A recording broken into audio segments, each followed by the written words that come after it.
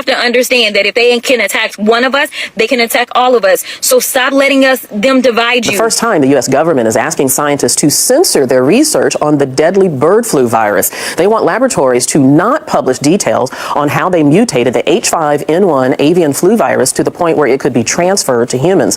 The government fears that information could be used as a bioweapon. Scientists say they are working to comply with the request. Since the virus was first detected in 1997, more than half of the 600 people infected have died. So this research, which was done at the University of Wisconsin and at Erasmus University in the Netherlands, was aimed at determining whether the H5N1 avian influenza virus could be made to transmit from human to human. So it wasn't known whether that virus could be made to be transmitted between humans directly.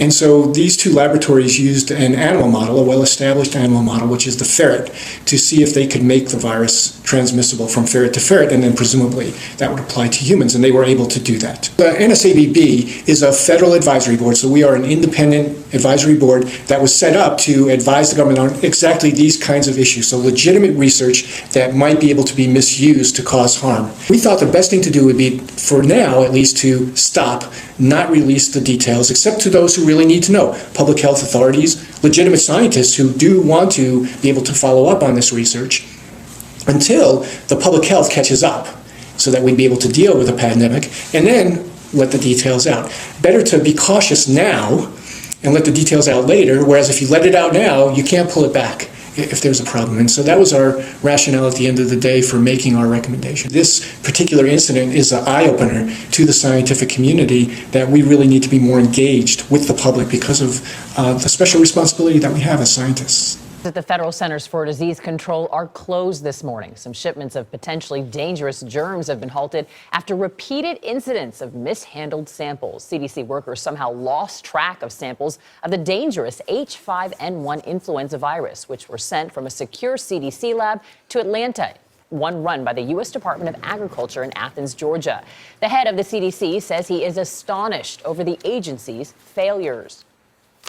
I'm upset. I'm angry, I've lost sleep over it, and I'm working around the clock to make sure we do everything possible to resolve it. The CDC is reviewing its safety procedures. A new potential pandemic. I mean, this comes up every few weeks. This time it comes in the form of an avian flu, apparently. What should we know about avian flu to start with? Avian flu has been around for decades now. When it does happen, it can be deadly. It's transmitted from animals, mainly birds, to humans. But I'm concerned that this could be disease X that this biopharmaceutical complex has warned us about. In 2021, it was announced that there is a bird flu vaccine, and now the BARDA, the Defense Department unit for research, is announcing a self-amplifying messenger RNA vaccine. So bird flu has in it the potential for a food scare that is pulling poultry and meat off the market, people becoming very fearful, and the government presenting us with a vaccine.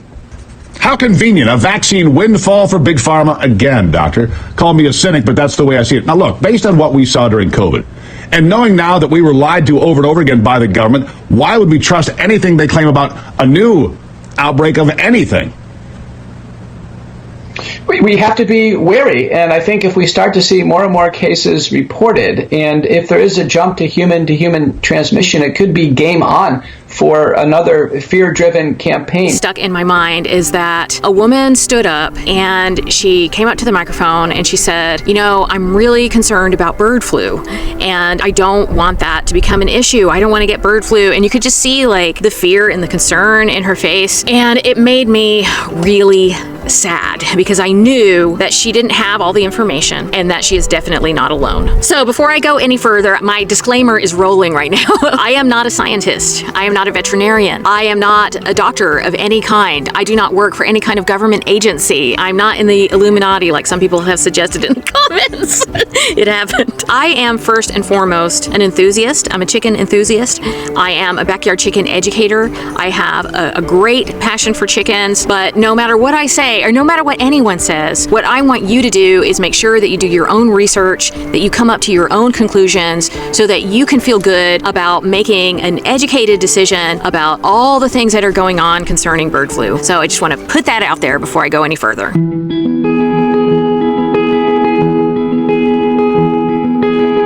So you may have heard, or maybe you read, that recently a human being in the United States tested positive for highly pathogenic avian influenza, that's H5N1, also known as bird flu. This person was an employee at a dairy farm in Texas. They only had one symptom. It was conjunctivitis, so they had a little bit of an infection in their eye. As of the recording of this video, this person has fully recovered and they are fine now. This is only the second known person to have been possibly infected with avian influenza in the United States. The first person happened in 2022. It was a gentleman that was part of a pre-release prison program in Delta, Colorado. In other words, he was a prisoner and the prison had him working at a commercial poultry farm. This farm had tested positive for avian influenza, and part of his job was dealing with the culling of nearly 60,000 broiler birds, and that's meat birds. And when I say culling, I mean the killing of all these birds. That guy also fully recovered. He's totally okay now, as far as I know. He just reported feeling tired for a few days, and they also weren't completely sure that he was actually infected with the disease.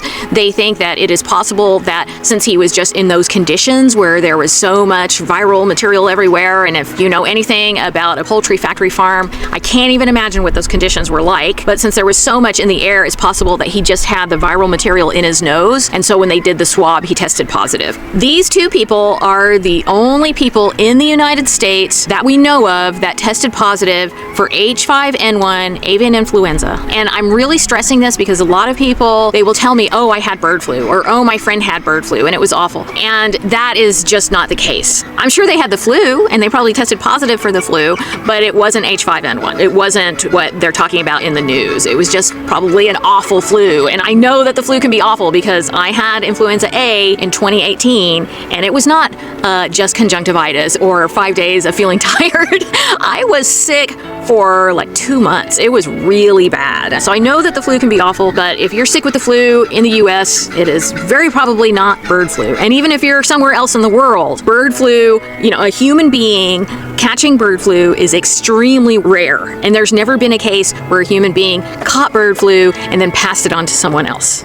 So listen, that's now impacting whether or not you have food, or everybody that was convinced that the immigrants were taking the black jobs, so to speak. But now we got people that aren't showing up to the farms, and now we have record prices when it comes to eggs. And now he wants to say, you know what, CDC, you're not allowed to send out information about things such as COVID-19, or FDA, you're not allowed to warn of the things that are going on in our food supply. Literally, people will die if we don't come together. Begin with the state at the center of an unprecedented tuberculosis outbreak. Kansas is reporting the largest documented number of cases. Eva Pilgrim has the latest developments. And Eva, this is, of course, an ongoing situation, so there's concern that there could be more cases. Good morning. That's exactly right, Robin. This is an active outbreak, and health officials expect there could be more cases. It is the most deadly infectious disease in the world, but it hasn't been a major concern here in the U.S. for many decades, until now.